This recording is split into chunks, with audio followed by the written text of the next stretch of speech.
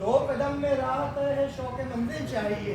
और दादा ने बताया संघर्षों से तब के स्वर्ण कुंदन की अवस्था तक कैसे आता है। इसलिए मैं बार बार कह रहा हूँ कि 8 साल को जिस घाट से दिया है, काहे का सुदामा, काहे का कृष्ण।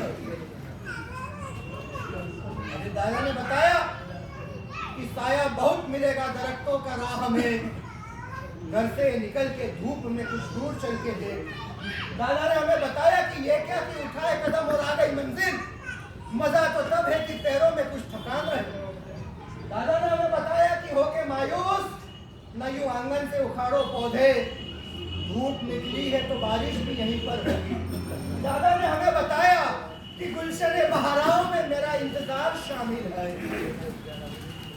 नगर के लोग गुजरते हुए हंसते थे उस बागबान पर कि ऐसा कीकर से कंकर से बंजर भरा हुआ जो क्षेत्र है उसके वो पत्थर निकाल रहा है, उसके बाद उस भूमि को तैयार कर रहा है, फिर उसमें बाग बगीचा बनाने की नियत से बीजारोपण कर रहा है, फिर उन बीजों को कटिंग छटिंग करता हुआ, निदाई गुड़ाई करता हुआ, साज संभाल करता हुआ, घाम सह रहा है, धूप सह रहा है, तावड़ा सह रहा है, जल वर्षा सह रहा है, ठंड की कपकपाहट सह रहा है, किसी से कुछ नहीं कह रहा है, पागल है, दीवाना है, क्या है समझ नहीं आ रहा है, लेकिन वो भिड़ा हुआ है।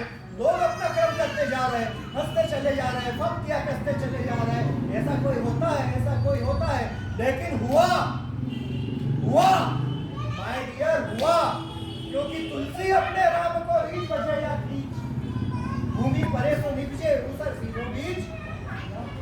तो वो हुआ, फूल खिले बगिया में, गुलशन गुलशन हो गया।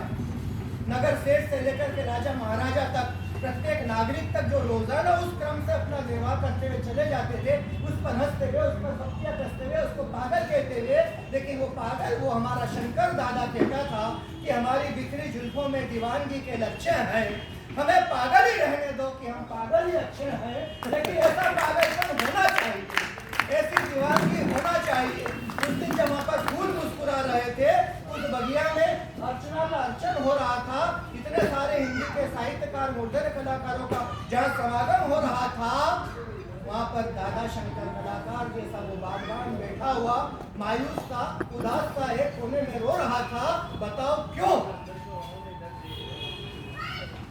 88वां वर्षगांठ मनाने के लिए जब हम आए, तब भी वो कलाकार रो रहा था। 89वां वर्षगांठ का जब हम मनाने आएंगे, तब हम चाहते हैं कि वो होठों पर मुस्कान रहे, जिसके लिए कहा कि उठो और उठकर करो सुबह 9 का इस्तकबाल, हम आफताब हैं, दुनिया को रोशनी देंगे। दादा ने कहा कि उठो और उठकर करो सुबह 9 का इस्तकबाल, हम आफताब हैं, दुनिया को रोशनी देंगे। गमे हयात के मारे हो न घबराओ, तुम्हारे होठों पर हम मुस्तकिल हंसाएंगे। और वो हंसी देने वाला जब बागबान हो रहा था, तो एक प्रश्न उत्पन्न हो रहा था। किसी की नजर पड़ी कि अरे वो बागबान एक कोने में बैठ कर के मायूस क्यों है, उदास क्यों है।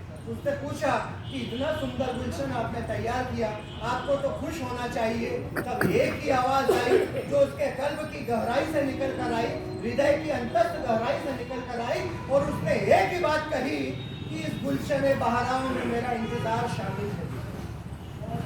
वो इंतजार, वो शिद्दत, वो परस्तिश की तमन्ना, वो इबादत का इरादा लेकर के अगर दादा शंकर कलाकार ने, जो मैंने अपनी बात का प्रारंभ किया कि ऊंची इमारतों में मकान मेरा गिर गया, कुछ लोग मेरे हिस्से का सूरज भी खा गए, वो सूरज को तलाशता हुआ अगर कोई भूला भटका यायावर दादा के पास में नहीं आया होता, या दादा ने उसे प्यार से उठाकर अपने पास नहीं बुलाया होता, तो आज संभवतः वो मार्ग भटक चुका होता। वो भूला भटका कहलाना चाह रहा नहीं चाहता, उसके बाद भी कहला रहा होता।